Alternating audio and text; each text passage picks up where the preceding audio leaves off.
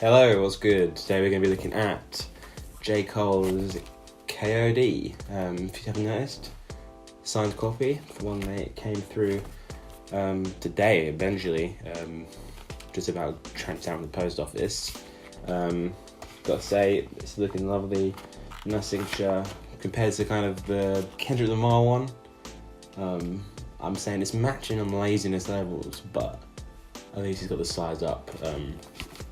The disc itself, away from the black pressing, which is pretty much everywhere for this album, it's a nice, almost see-through red with a nice little bit of black in there as well. I'm pretty sure what they put on the website was a bit more colourful, less of the red and black, more of the red, black, blue and orange kind of thing, but it's still a nice looking record,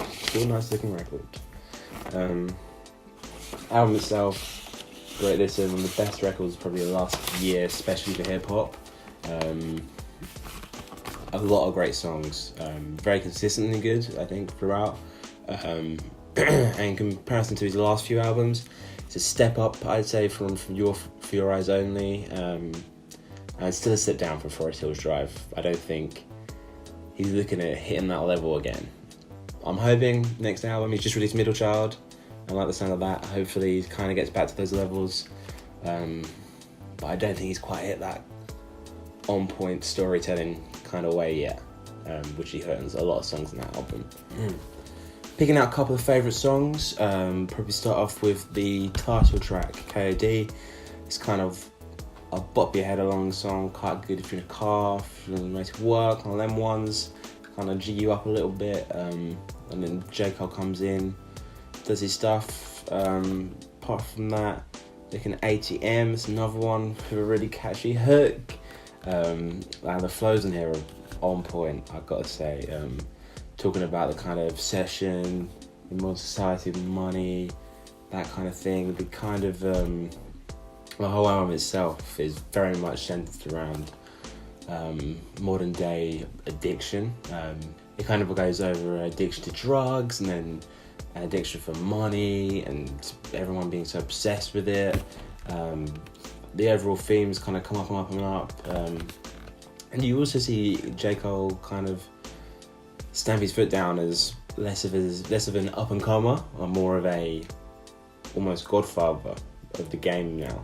I think if you compare him to a few albums ago, he kind of looks like a kid almost, the way he's the subject matter.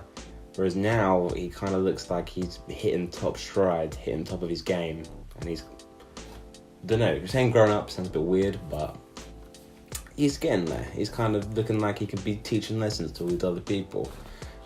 Which is what he almost does in the last track on the album, 1985, which is almost a letter to all the kind of mumble rappers and these kind of people, tattoos on their faces, and is telling them, like, all the stuff that you're doing now, 3, 4, 5 years down the line, all your fan base, they ain't gonna be here for you anymore. They're gonna be grown up, and then you've got to switch up your game and your music. You can't just keep on spending all your money. You gotta think wisely, because sometimes when you're riding trends, you can't put everything into these trends. Otherwise, you end up, your whole brand is kind of outdated, and you're in trouble. When you've got nowhere to go, you spend all your money, and that's how you hit rock bottom. And he's kind of just telling them, I don't know, it's almost like a diss, but it's not. The way he kind of goes is teaching a lesson. It's teaching a lesson.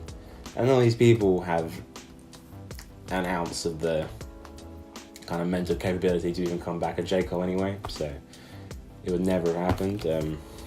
But yeah, great record. I've got to say, it's a bit shoddy that it's taken pretty much a year for it to get delivered. I know they had a bunch of manufacturing issues. I think the shipment got damaged or something.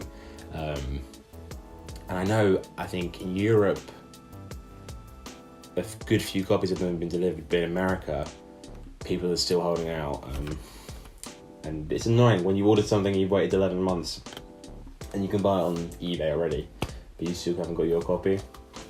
And it drives me crazy. Similar thing to Frank Ocean, Endless. That took about, when you buy it on the website, 6 to 8 weeks. By the time it comes, it's like 6 to 8 months. So I think that's one of the, with these kind of shopping habits, you got to be prepared to wait.